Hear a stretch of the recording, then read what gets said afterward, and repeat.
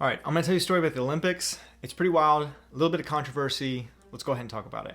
It's about Kendra Harrison. In 2016, she was the best athlete in the 100-meter hurdles. She had an undefeated start to the 2016 season. She'd won 7 in a row in the 100-meter hurdles, and that included her performance at the Prefontaine Classic, which was a Diamond League Series event which was held in Eugene, Oregon. And at that event, she broke the American record with a time of 12.24 seconds. Right? This was astonishing at the time. She was the best athlete. So 1 month later was the US Olympic trials for the 2016 Rio Olympics. So as you can imagine, she was the front runner, the heavy favorite, not only to win the trials, but also the entire Olympics. So coming into the event, the semifinals, she had to run in the rain, and she ended up placing second in the semifinals. Now, top 2 advanced to the finals, so she made to the finals, but that was her very first loss in 2016. Now comes the finals. So the way the US Olympic selection process works is that the top 3 athletes at the trials will make the US Olympic team. So she has to place top 3. And what happened? She placed 6th.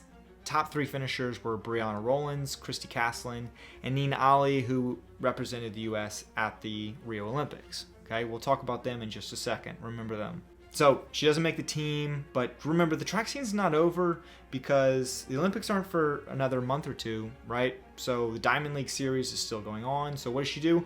2 weeks later, she goes to this really big Diamond League event in London.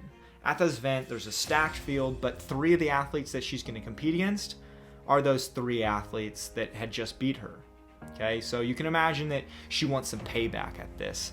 Keni lines up in lane 6, and she gets out the blocks, fast start, and then builds her lead from there, doesn't let go, and just demolishes the field. She finishes with a huge margin of victory, but when she finishes, the clock reads 12.58 seconds, a time that was significantly slower than the American record that she had just set. So here she is, just destroying the whole field, but yet doing a time that for her is a little subpar.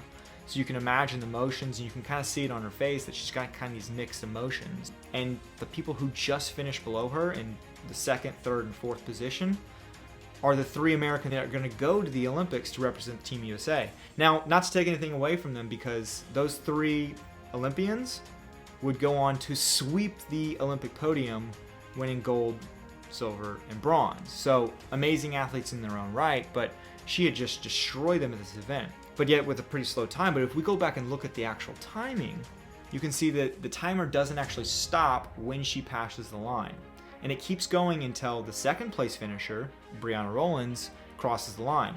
The clock eventually gets adjusted, and when it does, it reads 12.20 seconds, breaking the world record, which had stood for 28 years at the time, dating all the way back to 1988, and she broke it by 1/100th of a second.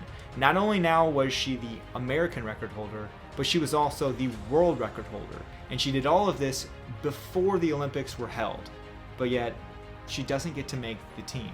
It's wild the way the US selection process works, but don't feel too bad because she ends up winning the silver medal at the 2020 Tokyo Olympics, so she did eventually get to medal, but she no longer holds the world record because of what happened in 2022, where Nigeria's Tobi Amusan absolutely destroyed it with a time of 12.12 seconds. So no longer holds the world records, but it's a pretty wild story, and so I kind of wanted to open this forum up to ask y'all the question about, what do you think about the US Olympic selection process? Do you think there's a better way to do it?